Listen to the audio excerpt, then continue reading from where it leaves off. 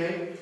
Bom, voltando então para os nossos slides, né, que resumem um pouco as regras, eu vou apresentar então aqui os objetivos empresariais da indústria.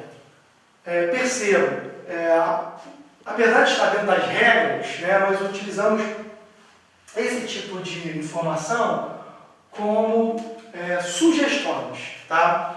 Para que as equipes possam ter como referência para realizar suas atividades. É importante que as equipes tenham em mente, para chegar e ter um bom resultado, ou seja, uma boa taxa de retorno, que mostre a sua capacidade de gerar valor e vantagem, ela precisa seguir alguns passos, tá certo?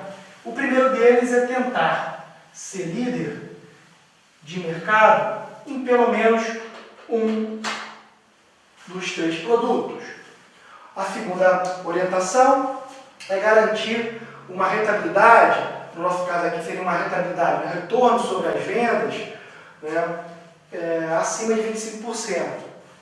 Fiquem bastante atentos, porque essa meta não é uma meta tão trivial, né, mas é importante para vocês poderem ter uma orientação. A terceira orientação é distribuir dividendos.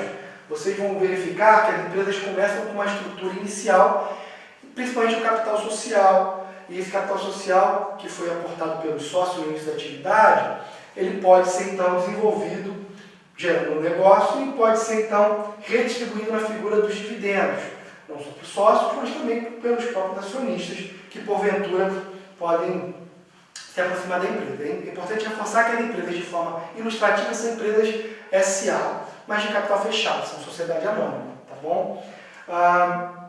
E a outra orientação, já que uma empresa do ramo industrial, é tentar operar com capacidade produtiva de até 90%. O que significa isso?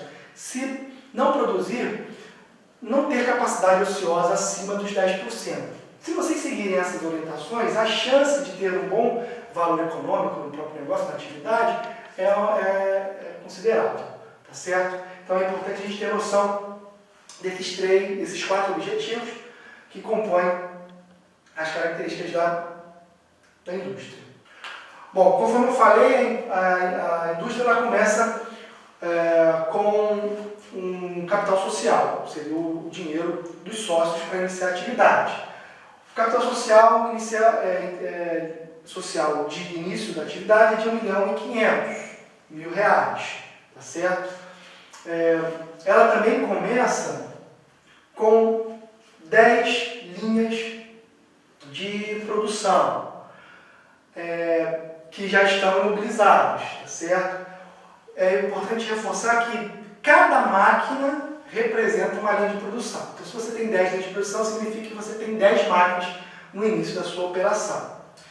A empresa também começa com 50 operários contratados. Esses operários, eles são importantes porque eles é que vão operar as máquinas, tá certo?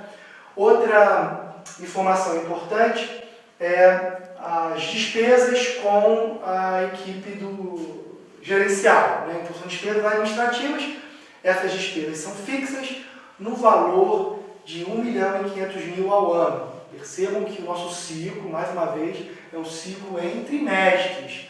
Se nós temos essa despesa nas regras com base anual, nós precisamos transformá-la, né, em despesas trimestrais. Se nós dividimos por 4, o resultado disso é que uma despesa administrativa fixa vai ser de 375 mil, independente se vocês vão produzir uma unidade ou se vocês vão produzir 100 mil unidades, tá certo?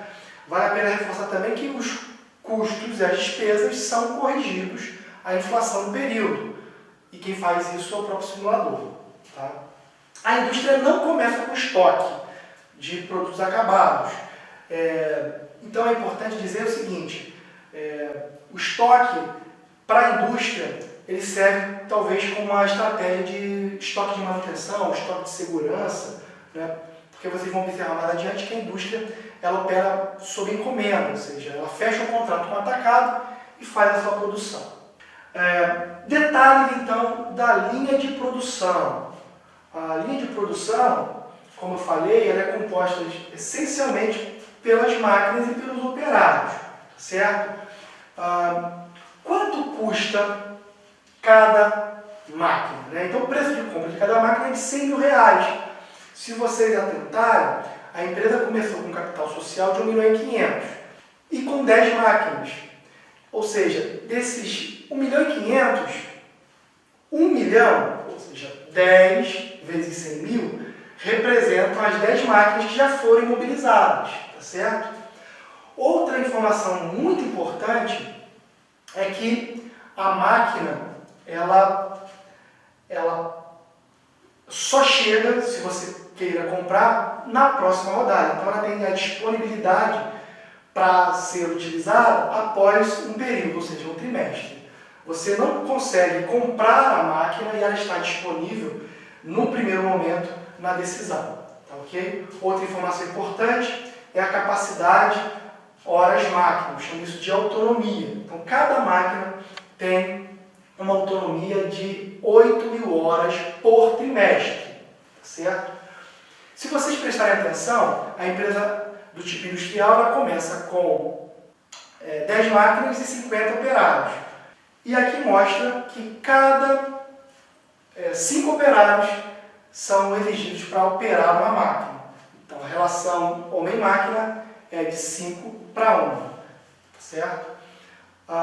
Outra informação importante para que vocês entendam é que a máquina ela precisa ser mantida, então tem um custo de manutenção que é de R$1.000 por trimestre. O prazo de depreciação das máquinas ele ocorre em 5 anos. Se vocês estudaram bem a lição que trata sobre os aspectos do Brasol, os juros de curto prazo, os juros de longo prazo, eles são amortizados em 20 períodos. 20 períodos, que no nosso caso são trimestres, representam 5 anos. Ou seja, é o mesmo prazo da depreciação das máquinas. Tá certo? Bom, eu vou aproveitar e fazer 2 exemplos do que eu acabei de falar aqui. O primeiro tem a ver com a compra de máquinas, certo? É uma dúvida que pode acontecer ao longo do jogo. Eu disse então que a disponibilidade da compra de máquinas ela demora então um período. Então se você compra 10 máquinas no período 1, no trimestre 1, elas só vão estar disponíveis em T2. É como se ela tivesse sido fabricada, transportada, instalada. Então você tem a fabricação da máquina, depois ela tem a instalação, depois você tem treinamento e ela então vai estar disponível no período seguinte, tá certo? Esse é um exemplo importante.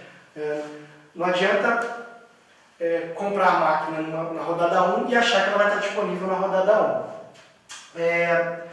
Outra informação que eu comentei, que eu acho importante, tem a ver com a capacidade.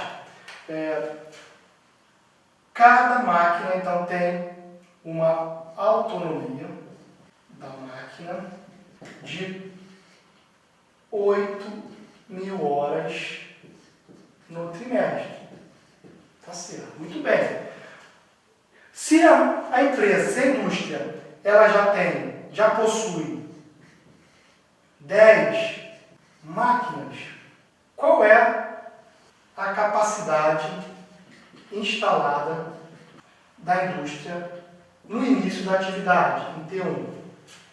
Eu vou pegar então, vou multiplicar por 10, porque eu tenho 10 máquinas, cada máquina com autonomia de 8.000 horas, então eu tenho capacidade de 80.000 horas para iniciar minha atividade.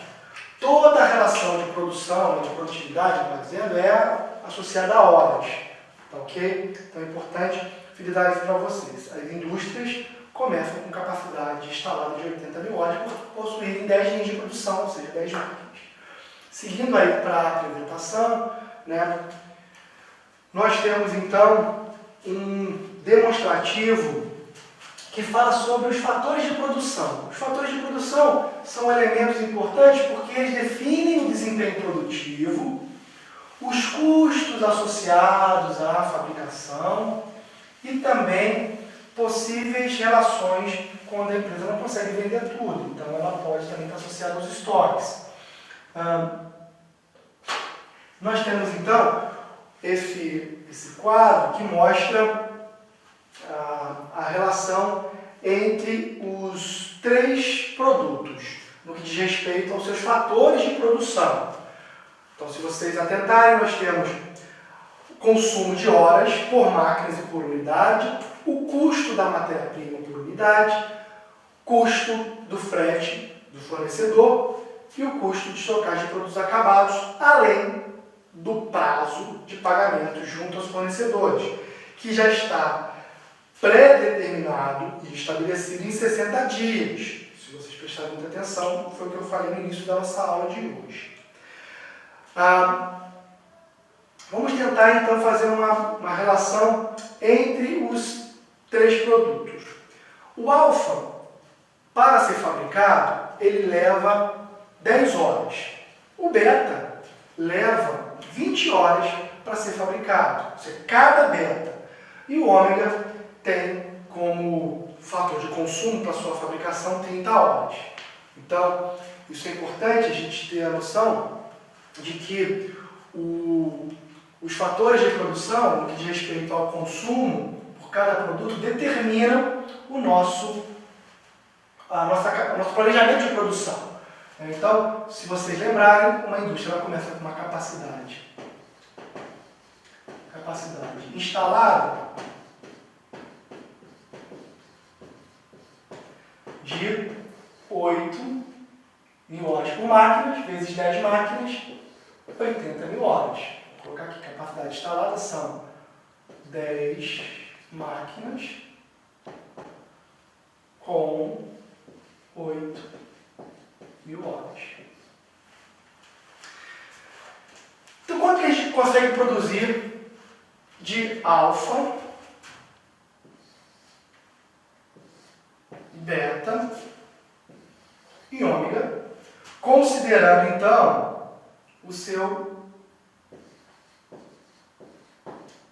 consumo de produção, né? Se nós temos 10 horas para alfa, 20 horas para ômega e 20 horas para beta e 30 horas para ômega. Nós faremos um exercício primeiro um pouco mais simples, pensando numa produção exclusiva. Quantidade produzida. Se nós temos 80 mil horas, quanto que nós conseguiríamos produzir de alfa se fosse a única produção definida pela indústria? Se nós dividirmos então 80 mil por 10 horas, nós poderíamos produzir exclusivamente 8 mil unidades de alfa. E se for beta, 80 mil por 20, 4 mil unidades. Beta. E quanto que seria de ômega? 80 mil por 30, se nós olharmos vai dar uma dízima, né? Mais 2.666 mil unidades. Na conta exata dá vírgula 66666. Então você não vai conseguir produzir 67% de um produto ômega. Então você arredonda, nesse caso, você arredonda para menos. Tá certo? Então, essa é uma lógica se nós produzíssemos exclusivamente um produto, alfa ou beta ou ômega. Mas, se nós quiséssemos fazer uma produção múltipla, ou seja, fabricar simultaneamente os três produtos, tá certo? Então eu vou fazer um outro exercício aqui. Eu vou considerar a mesma capacidade instalada, de 80 mil, e eu vou definir a quantidade já de 2 produtos e a gente vai tentar achar a quantidade de um terceiro produto, levando em consideração o consumo produtivo de cada um dos produtos e a capacidade que nós temos. Então, nós temos também na sequência alfa, beta e ômega.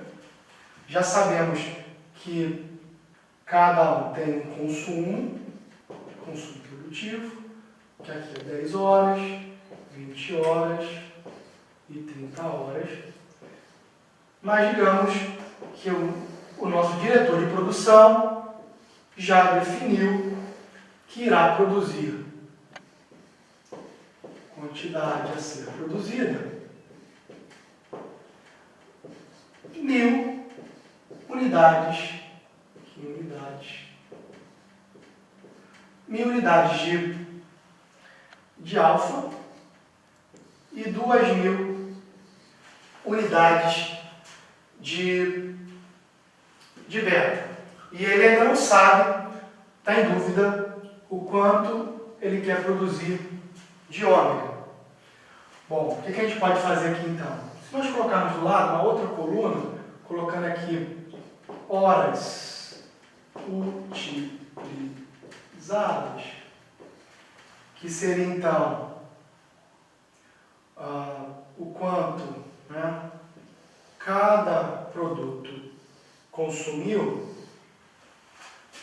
O que nós podemos fazer? Se nós colocarmos aqui, né, daqui é o item A, daqui é o item B, e aqui é o item C, que corresponde o produto entre A e B. Tá certo? Então vamos lá. O diretor de produção pediu, já planejou, exigiu, na verdade, fabricar 1000 unidades de alfa. Então ele gastou, nesse processo de produção, 10.000 horas. Tá certo? E beta? Foram 20 horas para 2.000 unidades. 40.000 horas. Quanto que eu vou fabricar de ômega? Lembrando que nós temos 80.000 horas. Se aqui já usei 10, usei 40, já usei então 50.000 horas. Quantas horas de capacidade restam? Restam 30.000 horas. Então, 30.000 horas para ser fabricada de alfa, de ômega, nos daria então uma condição de quantas unidades? 1.000 unidades, que daria então 30.000 horas. Se nós somarmos o total aqui, ó, nesse total, em termos de horas, nós teríamos então as 80.000 horas. E conseguiríamos produzir de forma simultânea 1.000 unidades de alfa, 2.000 unidades de beta. Então, nesse caso, agora, 1.000 unidades de ômega também. Ok?